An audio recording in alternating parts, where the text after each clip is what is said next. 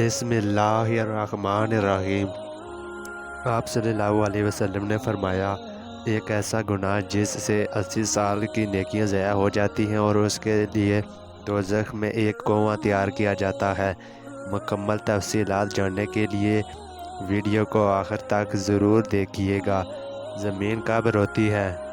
اللہ پاک نے زمین و آسمان میں بشمول جن و انس جو کچھ بھی پیدا کیا ہے، ہر چیز کو قوت سماعت اور قوت گوئی عطا فرمائی ہے۔ ہر چیز اپنی اپنی زبان میں اللہ کے ذکر میں مصروف ہے۔ ایسی تمام چیز جو اللہ پاک نے پیدا کی، جب ان کو کوئی چیز عطا کرتا ہے تو وہ اس پر شکر بھی ادا کرتی ہیں، اور جب ان کو کوئی تکلیف پہنچتی ہے تو وہ اس کا اظہار بھی کرتی ہیں۔ لیکن یہ اور بات ہے کہ اللہ نے ایسی آوازوں کو جن و انس سے پوشیدہ رکھا ہے۔ دھرتی یعنی زمین کو ہی لے لیجئے، وہ زمین بولتی بھی ہے، سنتی بھی ہے، خوشی غمی کو محسوس بھی کرتی ہے اور اس کا اظہار بھی کرتی ہے۔ نبی کریم صلی اللہ علیہ وسلم نے فرمایا، دو موقع ایسے ہیں کہ جن پر زمین روتی ہے۔ پہلا موقع یہ ہے کہ جب ناحق کسی کا خون بہایا جاتا ہے، مقتول کا قطرہ زمین پر گرتے ہی زمین پکارتی ہے، الہی مجھے اجازت دے تاکہ میں قاتل کو ابھی نگل جاؤں۔ آواز آتی ہے، ذرا صبر کر، یہ تیرے اندر ہی آئے گا۔ دوسرا موقع یہ ہے کہ جب زانی زنا کا ارتکاب کرنے کے بعد غسل کرتا ہے تو پانی کا پہلا قطرہ جب زمین پر گرتا ہے تو زمین زاروں قطار روتی ہوئی کہتی ہے، الہی مجھے اجازت دے تاکہ میں اسے نگل لوں۔ آواز آتی ہے، تھوڑی دیر صبر کر، یہ تیرے پاس ہی آئے گا۔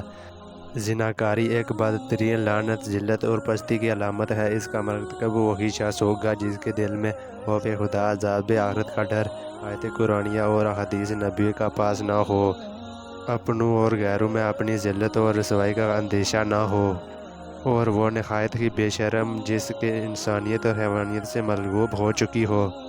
قرآن مجید نے زنا تو کیا، اس کے قریب جانے سے بھی منع فرمایا، بدکاری کے پاس نہ جاؤ، بے شک وہ بے حیائی ہے اور وہ بہت ہی بری راہ ہے۔ یعنی زنا خود بھی قبیح اور دوسرے مقاصد کے اعتبار سے قبیح تر ہے اور ہزار بار لائق مذمت ہے۔ افراد کی روحانی پاکیزگی اور اخلاقی طہارت کے بھی منافی ہے۔ روحانیت کے چہرے پر بھی ایک بدنما داغ ہے اور جسمانی معاشی مرتبہ کے لحاظ سے بھی قابل نفرت ہے۔ حضرت ابو ہریرہ رضی اللہ تعالیٰ عنہ سے روایت ہے کہ حضور اقدس صلی اللہ علیہ وسلم نے ارشاد فرمایا، جو عورت کسی قوم میں اس کو داخل کر دے اور جو اس قوم سے نہ ہو، یعنی زنا کرایا اور اس سے اولاد ہوئی، تو اسے اللہ عز و جل کی رحمت کا حصہ نہیں ملے گا اور اللہ تعالیٰ اسے جنت میں داخل نہیں کرے گا۔ حضرت عبداللہ بن عباس رضی اللہ تعالیٰ عنہ سے روایت ہے کہ رسول صلی اللہ علیہ وسلم نے ارشاد فرمایا، جس قوم میں زنا اور سود ظاہر ہو جائے تو انہوں نے اپنے لیے اللہ عز و جل کے عذاب کو حلال کر لیا۔ حضرت عمر بن عاص رضی اللہ تعالیٰ عنہ سے روایت ہے کہ نبی کریم صلی اللہ علیہ وسلم نے ارشاد فرمایا، جس قوم میں زنا ظاہر ہوگا وہ قحط میں گرفتار ہوگی، اور جس قوم میں رشوت کا ظہور ہو گیا وہ روم میں گرفتار ہوگی۔ حضرت بریدہ رضی اللہ تعالیٰ عنہ سے روایت ہے کہ رسول اللہ صلی اللہ علیہ وسلم نے فرمایا، ساتوں آسمان اور ساتوں زمینیں بوڑھے زانی پر لعنت کرتی ہیں۔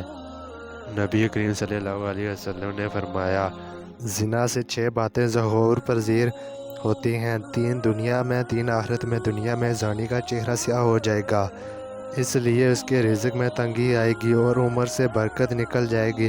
آخرت میں اللہ تعالیٰ کی ناراضگی میں گرفتار ہوگا، حساب میں سختی دیکھے گا، عرصہ دراز تک دوزخ میں رہے گا، بشرط یہ کہ ایماندار ہو، ورنہ ہمیشہ ہمیشہ اس کا ٹھکانہ دوزخ ہوگا۔ نبی کریم صلی اللہ علیہ وسلم نے فرمایا، جو کوئی آزاد یا غلام عورت سے زنا کرتا ہے، اس کی قبر پر 20 لاکھ سوراخ کر دیے جاتے ہیں، جن سے سانپ اور بچھو اور آگ کے شعلے اس پر حملہ آور ہوتے ہیں اور وہ عذاب قبر میں مبتلا رہتا ہے۔ اسی طرح نبی کریم صلی اللہ علیہ وسلم نے فرمایا، 3 قسم کے آدمیوں پر اللہ تعالیٰ نظر رحمت نہیں فرمائے گا۔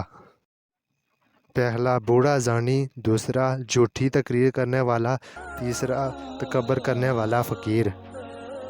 آپ صلی اللہ علیہ وسلم نے فرمایا، زنا سے 80 سال کی نیکیاں برباد ہو جاتی ہیں، اور دوزخ میں ایک کنواں زانیوں کے لیے تیار کیا ہے جس میں انہیں عذاب دیا جاتا رہے گا۔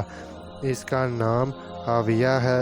اس سے اگر ایک ذرہ نکال کر دوزخ کے 2 حصوں میں ڈال دیا جائے تو وہ اس سے جل جائیں۔ کسی انسان کے قتل کرنا کتنا بڑا گناہ ہے، حدیث سن لیجئے۔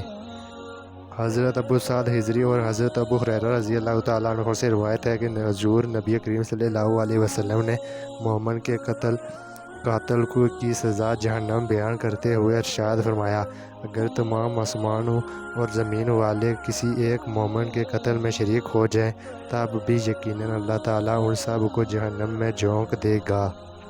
قتل و غارت گری، خون ریزی اور فتنہ فساد اور ناحق خون بہانا اتنا بڑا جرم ہے کہ قیامت کے دن اللہ تعالیٰ ایسے مجرموں کو سب سے پہلے بے نقاب کر کے کیفر کردار تک پہنچائے گا۔ حضرت عبداللہ بن مسعود رضی اللہ تعالیٰ عنہ بیان کرتے ہیں کہ حضور نبی کریم صلی اللہ علیہ وسلم نے خون ریزی کی شدت بیان کرتے ہوئے ارشاد فرمایا، قیامت کے دن سب سے پہلے خون ریزی کا فیصلہ سنایا جائے گا۔